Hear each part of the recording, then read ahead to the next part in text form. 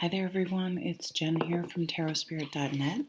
I am doing a reading for the week of May. I almost said March. Of May, what is it? Wrote it down. 18th, something like that. Whatever this coming week is. I hope you're doing well and hanging in there. And let's just pull 3 cards and see if we can get an idea of the energies coming up. So at the bottom of the deck is this gorgeous 10 of Cups. So this is, to me, really looking within and figuring out what your version of happily ever after is, because that will look very different from person to person. Society, of course, tells us you marry someone of the opposite sex and have babies and whatever, accumulate things. And that's one thing I love about the newer generations is I don't know tons of millennials, honestly. I work with some, but my nieces and nephews are very much, I don't know, aware of. It's not that they don't like things. Well, one doesn't accumulate things at all. She wants to just travel and not and have as little as possible and waste as little as possible. And the other one too is very just practical and I don't know. They're just a cool generation. But so what is your happily ever after? Maybe it's having as little as as possible and not wasting things. I don't know. But I think what is really and truly important in life is obviously highlighted in an extreme situation like we're in right now. So you could be rethinking what is your happily ever after and what you're striving for during these times. The Queen of Swords. So she's cutting away all the bullshit, all the unnecessary crap that just clutters our life. It clutters our relationships, these stories we tell ourselves, these emotional things we cling on to because, I don't know, they tell there's some sort of identity or something about them that is really important to us. Like, I was wronged in this relationship, and which you may have been, but carrying that resentment and those types of things forward on your just weigh you down and leak into new relationships without us even realizing it. So she's going to cut away all of she is not codependent in any way, which is just kind of interesting because I do think she's an air card, and I do see Libras being very codependent. Some they can be just because they have this amazing ability to see everyone's side of the story. I think it's hard to when you can see so well someone else's view to be like it's still dysfunctional and I'm out of here because I can see where this behavior came from. You were mistreated as a child or whatever.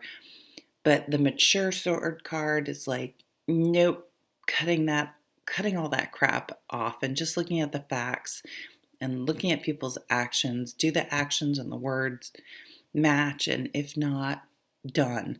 This is clearing away all sorts of clutter, but more the clutter we carry within our brain and that negative hamster wheel our brain runs on with all those negative thoughts and getting those right out of there.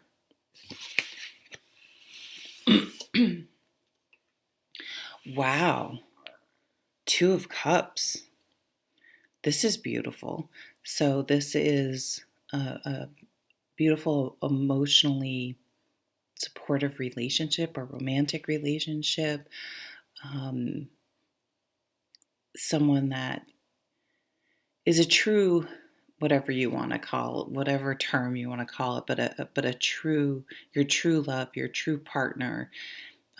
It's not just superficial. You connect on a very deep level, and you both want to fill each other's cup, right? This is the love card in the deck. So it's also, though, it doesn't have to be just a romantic relationship.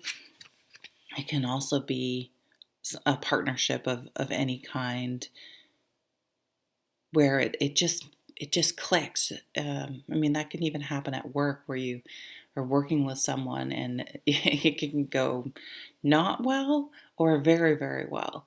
And when it goes well, you have a shared experience, and you tend to, even if you don't even if you leave that job and you don't see that person or talk to them a lot, when you see each other, it's just like we have a connection that will never break because we had that shared experience together.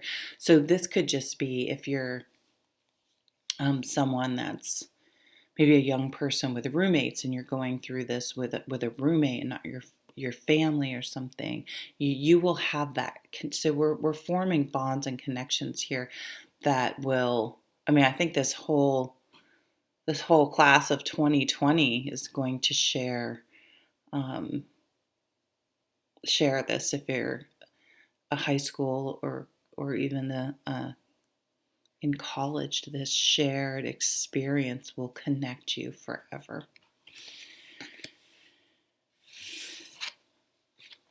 Okay, the wheel's turning. This is a very positive card. Things are starting to change. I mean, the world is always changing. The universe is always changing. Things outside of our control, everything is always changing, right? It may not seem like it is, but it is. And even when we're still and on lockdown and having to stay, we're changing because of the experience internally. But this is reminding us to stay centered, to stay in the center of the wheel, because then you may not be on top all the time, or you may not celebrate being on top, but you're also not crushed on the bottom and you're not trying to just hang on. This is like a desperation state. If you can just ride right there in the middle, you will be able to ride out storms without with way less stress, basically. But this is your fortunes turning. This is a very positive card. All of these are very positive cards. The key to what I'm seeing here is what is really important. What is truly important, and what is your happily ever after? What are the essential, basic things in your life that make you happy?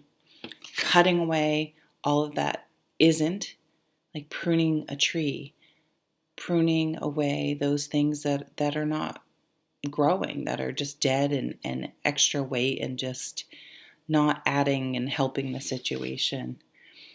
Making true meaningful connections, and even a love connection. Oh God, that was a show. And Chuck Woolery, was it Chuck Woolery? Wow, I'm dating myself. Sorry. And the Wheel of Fortune, things are changing and turning and moving forward. So to stay centered and just keep riding it out the best you can. So I hope everyone's doing well. I'm thinking of you. I'm praying for you. I never used to use the word prayer because I went to Catholic school, and it did not, from like the very get-go, feel right for me. And so I associate prayer with religion, but I've loosened up in my old age, and this is just in the last few years, honestly. Like, I take it as a sign, not of literal, I'm going to say a prayer to God, but just I'm sending you positive, good vibes, prayers, thoughts, things like that. Anyway, take care. Bye.